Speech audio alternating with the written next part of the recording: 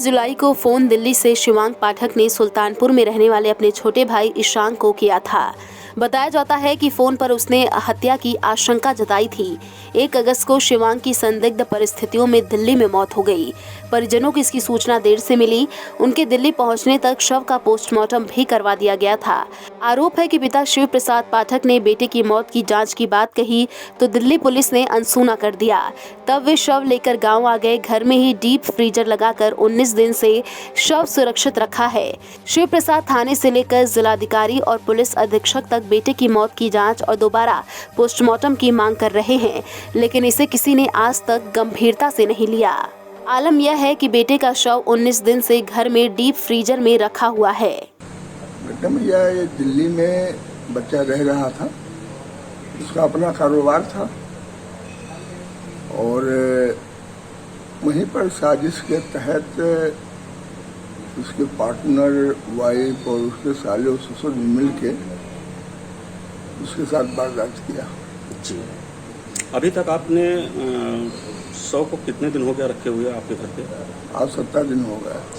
अभी तक कहाँ कार्रवाई आपने एप्लीकेशन दिया कार्रवाई के लिए? दिल्ली हाई कोर्ट में बहस हुई और अभी सुल्तानपुर सीजीएम से यहाँ से ऑर्डर हुआ, जिला जज के यहाँ से ऑर्डर हुआ सीजीएम के यहाँ।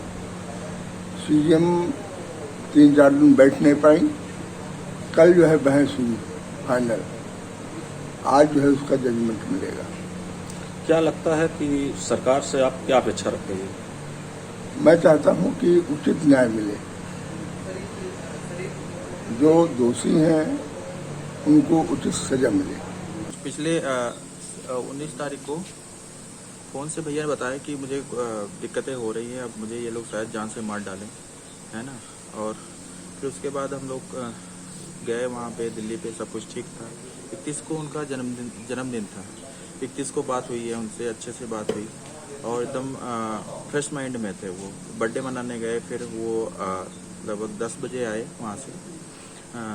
10-11 के टाइम पे आए वो, बाहर से खाना वाना खा के आए। वो और उनका पार्टनर थे, उनकी पार्टनर की फैमिली थी और भैया की फैमिली थी।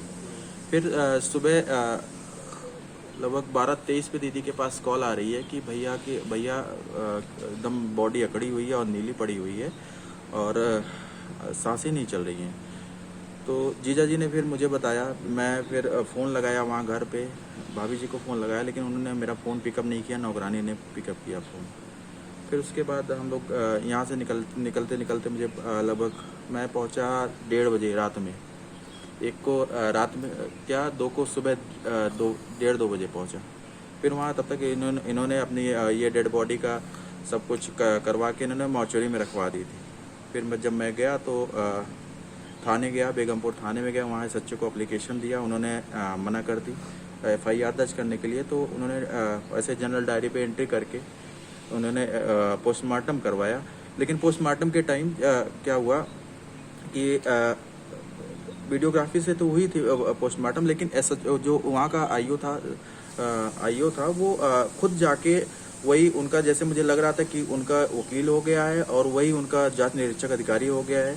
वो जाके खुद जहाँ बॉडी का पोस्टमार्टम हो रहा था वहाँ बैठा हुआ था। सब कुछ हमारी सुन ही नहीं रहा था। वो हम कुछ भी कहें तो वो मेरी तो बिल्कुल सुन ही नहीं रहा था।